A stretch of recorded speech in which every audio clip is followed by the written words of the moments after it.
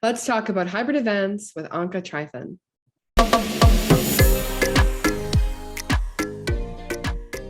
Hello, and welcome to Driven's Fundraising Superheroes podcast. I am your host, Sabrina Shishente, and as an innovator of nonprofit technology, our team at Driven is determined to help you get the most out of your data. We want to help you unlock your true fundraising potential with our software that specializes in everything from donor management, volunteer management, and even member management. So if you're interested in learning more, please give us a visit at trustdriven.com. Hybrid events are a fantastic way to expand your digital reach and still reap the benefits that an in-person event has. But it is important to note that your virtual viewers will have a completely different experience than your in-person attendees. So how can you create an intimate experience for those watching online and in person? Well, that is where someone like Anca can come in to help. Anca Trifan is the founder and CEO of Trifan Events, a boutique event planning and production agency that she founded after years of working in event production. She's the host of Events Demystified, a tactical podcast for anyone in the events industry, and I'm so excited to speak with her today. So thank you, Anca, for joining me on the show. Thank you so much for having me. So, in what ways have nonprofits used hybrid events to increase their fundraising impact in the past? Is there anything that you've done recently that has really stood out to you? Well, let me just profess and start with the fact that I love working with nonprofits. Doing events for nonprofits has been something that I've done for the last, I don't know, 12 years now. And especially during COVID, it was so much more important to come up with a support system and a plan to help the nonprofits that were struggling to figure out how they're going to raise, during a time when you couldn't have events. In a lot of nonprofits, that's the main way for them to raise funds during their one event, one gala. So a lot of the nonprofits that had to cancel their fundraising events in 2020, they did suffer financially, but those that were able to adapt their fundraiser into a virtual or a digital type of event were amazed by how much money they were raising.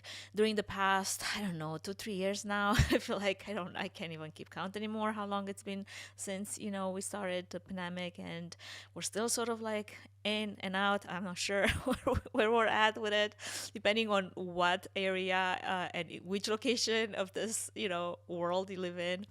One thing that to note is that virtual events have proved that organizations are 10% more likely to be raising at or above the fundraising goal if they were going, with a digital event, showing that the evolution of virtual fundraising is here to stay. And while we're going back to in person, a lot of the events that I'm working on right now, they are in person or hybrid. It's because of that virtual element that's still part of the fundraising strategy. And the reason why virtual galas have succeeded is because they offer a way to reach a much larger number of donors and supporters at a pretty minimal cost, really, if you think about it. And with the aid of effective online fundraising platforms and virtual fundraising events, they usually have the ability then and enable a lot of the organization to reach well beyond their geographical locations where most of their donors would be. And I've had events where our clients were shocked that they would have an audience like somewhere in Saudi Arabia. Like, we don't know anyone there, but here we are, and if they're there and they're willing to give us money, we're not going to say no. So, in this new evolution of what virtual was, in 2020, 2021, and now we're seeing a lot of the hybrid fundraising happening. What this has done is given nonprofits a chance to improve the digital fundraising models and explore opportunities for post-pandemic fundraising. And if you're not familiar with what a hybrid fundraiser is, at its most basic, a hybrid gala is a fundraiser that offers an in-person and an online experience of the same event. Now, I didn't say that it has to happen at the same time. It could happen at different times. It's just honest, it's the same experience of the same event. Even the experience could be a little different, depending if you're in person versus if you're online. So there's a little bit of miscommunication that just because you have a hybrid event, your audience has to all meet at the same time at all times. And that's not true. There's different strategies, there are different models. What this offers, though, is your supporters an option to attend, a portion of your in-person event via a live stream, and that means they could even be hosting an auction where some of the participants place their bids in person while others bid on items from home using mobile apps from their smartphones at different times from each other, with a few strategic touch points technically, where if you do want to make it happen at the same time, you could have a few touch points where the two audiences can partake in the same experience at the same time. And it's fantastic to build like some moments of wonder and of surprise and delight, like maybe have a band, an opening band, where both audiences can engage, or maybe a magician, or maybe some, a cooking experience or a cocktail where everybody, sort of like experiencing this. Like, I'm drinking my cocktail in person, but at home I can make my own, because maybe, I will send some type of a box with ingredients, and there is a virtual host that is guiding me through the process. As both event planners and audiences become more comfortable and accustomed to attending online events, the feasibility of incorporating online fundraising into traditional in person fundraising is more possible now, I feel like, than ever. Now, that being said, many nonprofits are still, experiencing a bit of a learning curve as they discover that there's different ways in which you could effectively blend online and in-person experiences, and you'll have to consider for yourself what works and what doesn't in order to fit the unique needs of your donors and your supporters. You will have to figure out how do we create an optimal hybrid fundraiser for our nonprofit to ensure that not only is profitable but also it secures a greater support, and that could mean regular contributions from our donors and our volunteers. And it's important to remember that hybrid galas are meant to accommodate supporters who prefer to attend fundraisers in person, but also those who prefer to participate online for, accessibility reasons or who knows how many other reasons. Done right, your hybrid event will not only widen your network of donors and supporters, but also promote your nonprofit as a very inclusive organization, which is something to, keep in mind and consider. Oh, definitely. When we started the podcast, it was actually during the time the pandemic began, and we had so many conversations around virtual events. And what you were saying about reaching new audiences is so true. When you're in a virtual space, there's such an opportunity to connect with people internationally. So it's definitely something for organizations to keep in mind when planning in the future. Absolutely. I'd love to dive in a little bit more and get your opinion on what makes a successful hybrid event. Well, let me just give you a quick case study of a fundraiser, a nonprofit that had a fundraiser. Their regular fundraiser normally would have been in person. It was their yearly gala, and this happened all the way till 2020. And in 2020, they were forced, like a lot of other nonprofits, to consider other options. That's when they hired me and my agency to help them because they're new at this, they didn't know what they're doing, and they're like, we don't want to do it wrong. And if there's a way to do it wrong, it's like we have a lot of donors and supporters, and we want to maximize how much we can raise. So we did a 100% virtual event, and the goal was, hey, can we hit 500,000? And actually, we raised 550. It was like a little bit over 550. Don't remember exactly the exact numbers. So that was like such a boost of confidence for the organization because they were like, wow, I can't believe that, we used to raise around 500 in person, but here we are, we actually raised more virtually. So this year actually was beginning of March, because we were able to meet in person, and when we are here physically, we are able to, put even 650 people in the ballroom. And there's a few, obviously, COVID safety protocols and policies that we follow, but for the most part, it's safe for people to be, back in person. So the gala that we planned for and we strategized for was going to be a hybrid gala. We were going to have 650 in person, and then we were going to have a virtual synchronous live stream that was going to touch the experience that the virtual audience had, was going to touch point with what the in-person audience was experiencing at different moments on the timeline. And we made sure that those moments were very much timed, and it made sense and based on what the programming was. So this year, the goal was, okay, so if we raise like 550 the year before, how about our goal is going to be 575? Like, that sounds like a manageable goal. I kid you not, we raised over 100,000, and that was amazing. And a huge part of that was not just the in person, but was also the virtual audience. So if we would have like completely nixed out the virtual, we could potentially very much hit the 575, and that would have been good. Like, by all means, it would have been great, right? But the potential to raise another like 225 or 235 on top of that, I mean, who wants to say no to that, right? So what would be the success secrets to this?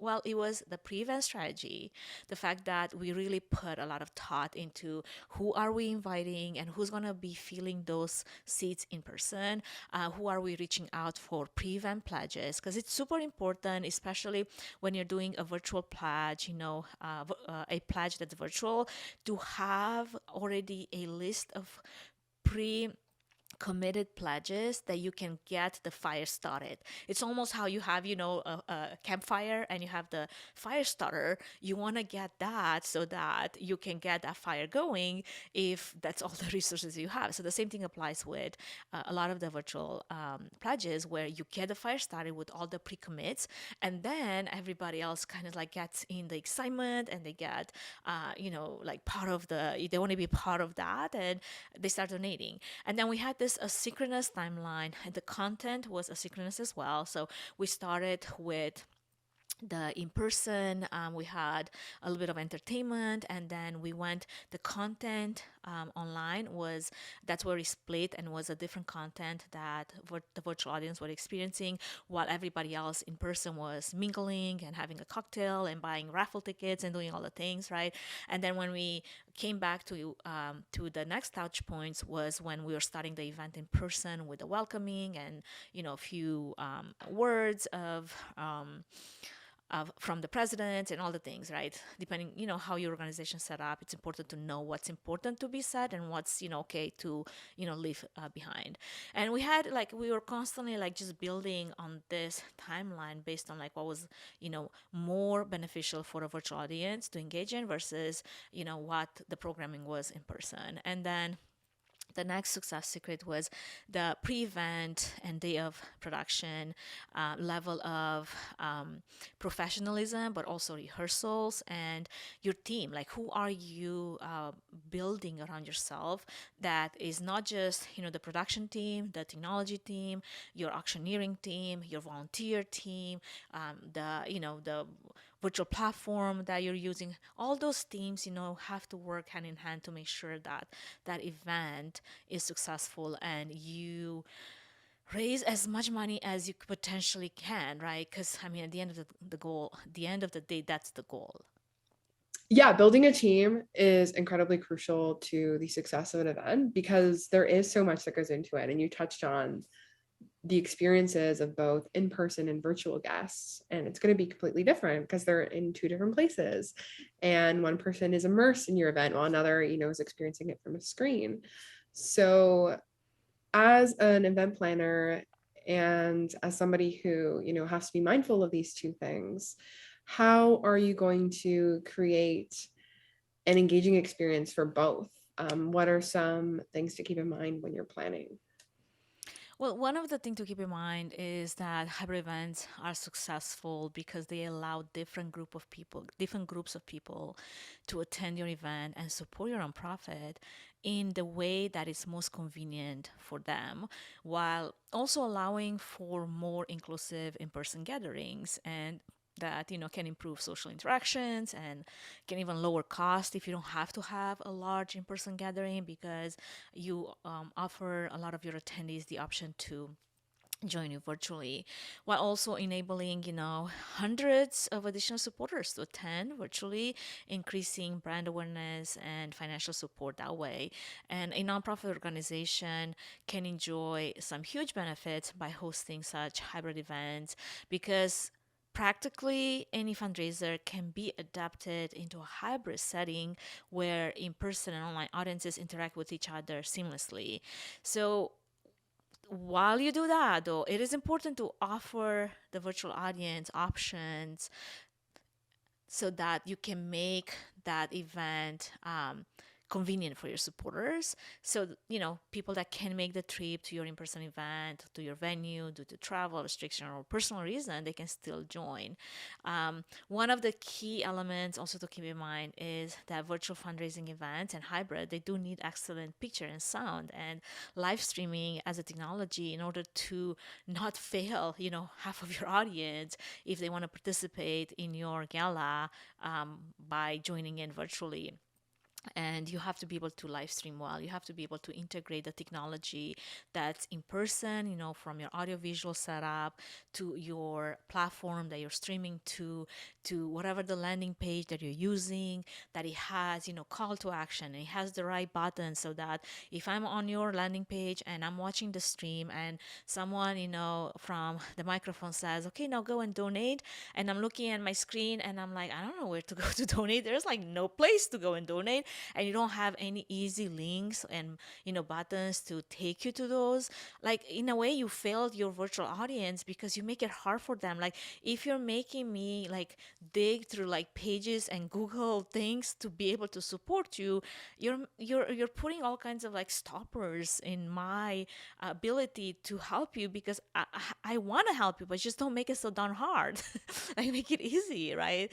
So there's also a lot of things that you need to keep in mind. You have to have the support system, uh, the support staff, the online tools, and even the event planning timeline that gives you enough time to plan for an event that will offer you a good return on investment for all the efforts that you put in, because otherwise what's the point?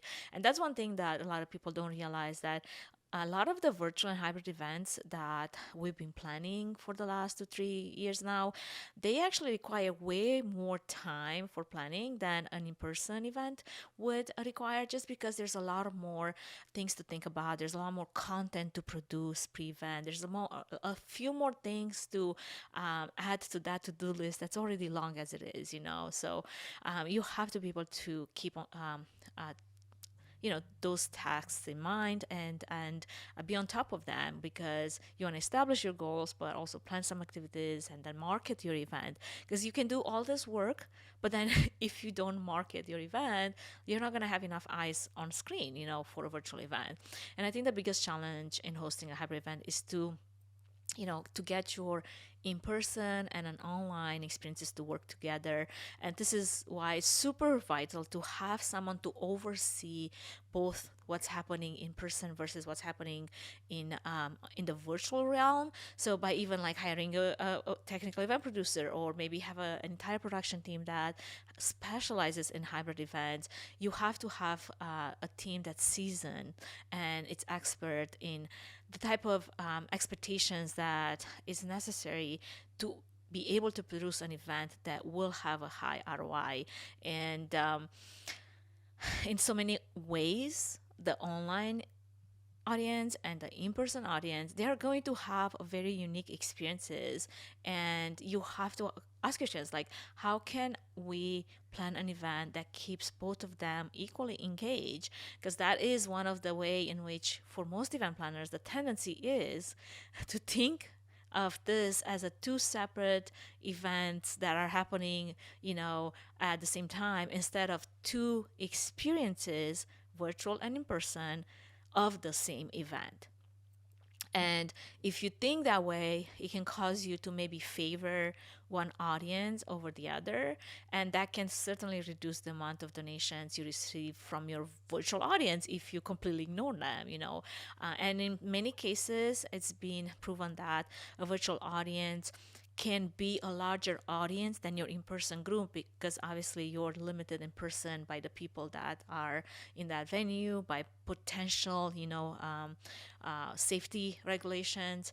But your virtual could be unlimited, assuming that you did a little bit of marketing and assuming that you did a little bit of legwork getting to the day of the event.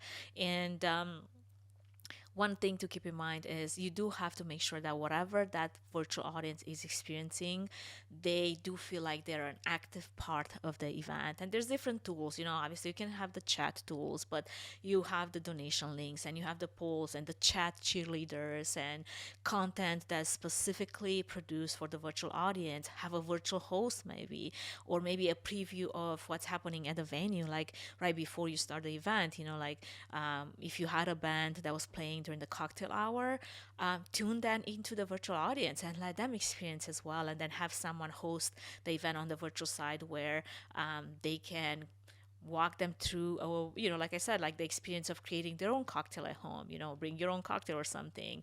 Just bring your audience, your virtual audience, into the event. That one simple thing can really have such a huge impact on your donations. And then, as I mentioned earlier, don't forget to add those call to action links for donations on your page, wherever it is where you're streaming. There's a lot of places where a lot of organization will be like, well, we want to stream to our Facebook page. I'm like, that's great, but then make sure that somebody in chat constantly puts those links for people that are there and are watching to be able to go to easily too, so that you are watching the event, but you're not just a spectator. You're also engaging with your pocket, with your wallet, with your giving, right? So I guess to sum it up, don't forget about your online audience. Sure, they're meeting in a virtual environment, but that doesn't mean that they can be made to feel like they're part of the event and feel comfortable. And It is simpler for them to interact online, and the better it is for them to do that and the better the experience that they have, the more ROI you could see in the ways of donations and the ways of pledges and bidding. Mhm. Yeah, you have to be really open to just like getting everyone involved. You made some amazing points. And I would love to explore options for organizations who maybe don't have the resources or the time to invest in a really intense hybrid event. So, what advice would you give to organizations who are maybe struggling with a lack of time, resources, or knowledge when they're planning events like this? Well, that's a great question, but I think one of the first question to ask yourself is, why are we having this event in the first place? Because if you're going to have an event, then you have to be able to answer the question, then what kind of event do we need to have to engage our audience and encourage them to donate? And depending on your audience, the activities that your audience wants to participate in, the expenses that are associated with some of them, the budget, the lack of budget, the nature of your nonprofit, the answer will vary. So that's something to keep in mind. Always start with the why. There's many ways in which you can still do fundraising without having to spend a lot of money. You can still do hybrid fundraising, but it will probably not be the type of event where it has all the bells and whistles. It won't be the type of event that it will have a huge production, but it will still meet the the needs that you have. And that's important to keep in mind, right? Because as an event professional, honestly, I know that a lot of people have asked this question themselves. And don't feel like you're the only one. Let me just say that you're not, because it's one of the most frequently asked questions that I hear. And I personally made it a point to come up with as many creative solutions as possible to help this type of smaller groups, pull off a virtual and hybrid event with little resources and smaller budget. And those events can still have that high production value added, even on a smaller budget. But ultimately, you want to get your job done and exceed your audience expectations. And there's ways to do that. If you're curious and you want to have a conversation in depth, obviously it will depend a lot more on your fundraiser, your event, your organization. But I would love to, talk to you and learn more about what is the type of event you're looking at, what resources do you have that you can use, and what other resources do you need in order to get to the goal or get to the place where you feel comfortable that this is a model for you and is the right fit for your event. So definitely shoot me a message. I mean, that's sort of like the best way in which I can answer this, because there's so many different ways in which you can go about, and there's no like necessarily one size fits all, but there's definitely options. Oh, there is 100%. Before we go today, I would love for you to let our audience know, how can they get in touch with you? Where can they go if they have questions about their virtual events? The best way, if you're on LinkedIn, you can find me on LinkedIn, either under my name, Anca Trifan, ANCATRIFAN, or my agency is TREEFAN Events. And if you're going on the website, you can find me there as well, and that's where you can actually book a 20-minute free consultation with me where we can talk specifically about your event. And the website is TREEFAN events, events.com. And I'm sure, Sabrina, that you're going to have that in the episode notes. I guess in closing, what I want to touch on is hybrid events do come with unique challenges, but also rewards. So in order to make sure that your next hybrid event is a success, do keep in mind also the role that the professional auctioneer plays in an event as well. Like it did in person for an event, the same way a professional benefit auctioneer that has done virtual events in their 2 years of COVID, they will really be so much more successfully set in and their ability to pay attention to not just what's happening in the room, but also what's happening virtually. Because you will have, as an auctioneer, so many different things that you need to keep track of, especially if you're engaging with an online audience and you have a bidding platform that you have to keep an eye on with the bids coming through, and then you have to see all the other ones, in person. And using an online bidding platform that is easy to use, that's another way, of setting yourself for success. And maybe having a text to give for anyone that's less technology, savvy. There's people that just hate having to learn yet another platform, but they can text. So make it easy for them. And then employing the services of a, strong technical event producer, like the one here that I know. That is proficient, with hybrid fundraising events, and a support team that happens to have done not just in-person events, but also virtual events, and now they can successfully carry on with hybrid events. Totally. Yeah, so for our audience listening, definitely get in touch with Anca if you'd like to learn more, if you have any more questions. And I just want to give you another huge thank you for coming onto the podcast and sharing your knowledge with us. Thank you. This was my pleasure. Thank you for having me. And thank you all for listening. Like Anca mentioned, I will have all of her links in the show notes to her social media, her website. And so if you have any further questions for her or want to get in touch to help plan your next hybrid event, you can reach out to Anca using the links in the description box. And if you would like to learn more about Driven, listen to past podcast episodes, or join our mailing list, we would love to get in contact with you. So you can get information to all of the above at trustdriven.com. Thank you again for watching, and we'll see you next time on the Fundraising Superheroes podcast.